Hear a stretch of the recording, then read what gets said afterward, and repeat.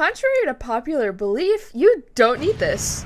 Here's how to really paint hair. This video is divided into 4 sections: form, gravity, light, and intentional randomness. Let's go! Pop quiz, look over here. Don't look over there, look over here. I need you to squint for a second and tell me what you see. Is it A, the individual strands, or B, the overall shapes? If you answered A, congratulations! You're a liar! The most important piece of advice I can give you straight up front is using your shapes. Creating a readable silhouette is crucial for aesthetic appeal. In my old art at least, I know that the way I rendered hair was far from intentional. Quite frankly, it looked like a bit of a bird's nest. No overall shape, structure, consistency, not even logic was invited to the party. I think the way we tend to think of hair was the culprit there. If we go back to the basics, brace yourself, we'll remember that art is all about creating illusions. If you've ever taken a high school art class, you'd be familiar with these types of works. Yeah, maybe it looks 3D, but we all know that sheet of paper is flat as hell. Ladies and gentlemen, that piece of paper is flat enough to make a grown woman cry. Yet it still looks like I need handlebars to even look at it. What's the deal? Well, of course, we all know it's an optical illusion, and a lot of us forget that that's what art is in general. Maybe Picasso wasn't going for that look, but I know that all of us drawing anime in our mother's basements are. I'm telling you now, if you get good enough at it, you'll forget that they're not real. You see, when you cut out all the fluff, it's not about perfect replication, it's about alluding to it. Painting in itself is just the conversion of 3D form to a 2D surface, so of course our workspaces lack the bandwidth to create something flat that simultaneously is the perfect replication of real life. I'm not talking about accuracy, I'm talking about depth and perceived depth. That's the main difference between 3D and 2D art, as well as the difference between 2D art and the real world. Painting was never about reality, it's about alluding to reality. Got it. Bro, Reddit notification in my script. Painting hair with its 3D identity in mind is impractical at best. In order to make things look right, we have to think with shapes and not strands. You'll know you've done this right if your pieces are still clearly readable from far away.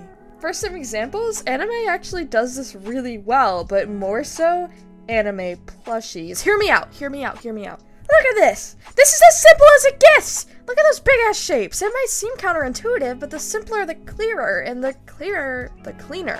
I can't stress this enough. Add details later. What's important now is readability. The strands are much more of a textural aspect than anything else. Leave those little flyaways for the final stages. Details are pretty, but they can't pull you very far without a solid foundation underneath them. This comes after this, always. This one's essential for flow and believability. Of course our hair grows from our scalps, out and then down. Some hair types are fluffier than others, but no matter how voluminous, this is impossible.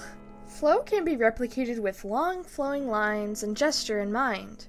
Always paint hair in the direction it falls, don't you dare paint perpendicular to it. Try to stay away from sudden curves and bends unless the hair is tightly curled. You want a long, gradual, and soft line of motion. 2 artists that do this exceptionally well are Sarah Tepes and Loish. My biggest tip here is pause. Always start from the scalp. The most effective way I've seen people do this is by dividing areas of the head into sections, i.e. the front for the bangs, the side pieces, and the back. Depending on the hairstyle, this may look a bit different, but breaking things up helps you focus on containing things without having to worry about the bigger picture. I recommend this especially for anime hairstyles, since they tend to be pretty shape-driven. Very often, each of these sections will be a strong shape of their own. So this is how I would separate a head of hair. So, you see this little dot right here, that's like the main center point. A lot of anime hairstyles have that. So I'm gonna draw along these lines over here. And basically, this right here is a shape. This right here is a shape. This right here is a shape. And this right here is a shape. So this is like the front part. And you can even separate these into different sections. Because this is the bang and this is the side piece. And then the back is its own thing. And of course these pigtails are their own thing as well. That's how I would separate things out. So what you would do is you would take this part and only render this part. And then you would take this part and only render this part. Just render everything in pieces, maybe separate them in layers if you wish to. I feel like it's easier to separate things out before you know, go ham, go all in. Anime artists are f***ing around, guys. I'll throw a chart up right here, but past a certain point, curly hair will behave much differently than straight hair. The tighter the curl, the more voluminous the hair will be. Kinky hair tends to stick straight out of the head and fall over the rest of the hair underneath it rather than fall around the curve of the scalp. Around 3A is when the hair becomes less of a large shape and more like various clumps of curls. Think of each curl as its own shape, by the way. When you start heading into the 4C category, things definitely become bigger shapes again, because the kinks are so tight that they're barely visible anymore. It's more like just a big fluffy ball with texture on top of it. In reference to lighting, I like to think of hair like glass. It's not the most accurate interpretation, but I find this fashion of highlighting incredibly beautiful. Highlights like these include one sharp and one soft gradiential edge. I like to blend my highlights downwards while keeping the edge closest to the light source sharp. Light becomes less concentrated as it moves farther away from its point of origin. A gradient from light to dark starting from the top down can actually add a lot of depth. Something like this also alludes to the density of the hair. Hair can appear darker the thicker it is. This is especially useful for eyebrows and the ends. As a general rule of thumb, the hair in the back of the head is usually thicker than the front pieces. Hair is also reflective, so it doesn't hurt to blend some of the clothing plus skin color into the hair closest to those areas.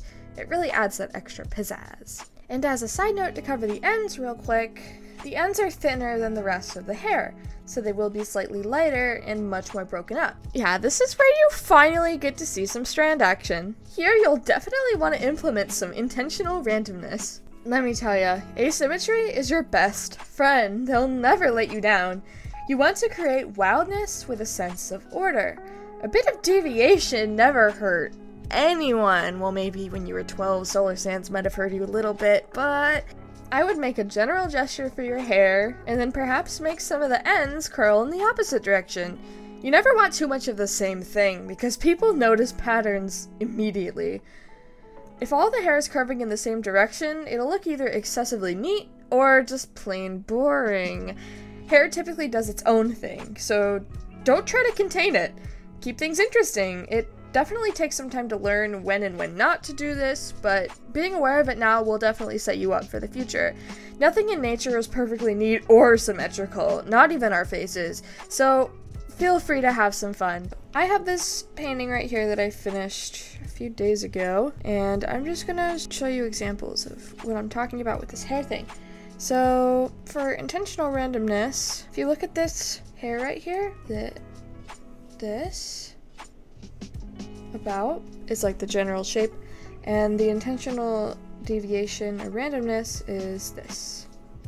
I'll choose a different color for that. This. I don't have the stabilizer on, sorry guys. Like that. See, everything else is going this way, but these three little pieces are going the other way, and it adds a lot more interest to the shape. So over here we have the same thing. So this is the general shape, and this is also part of it. And then we have these going that way.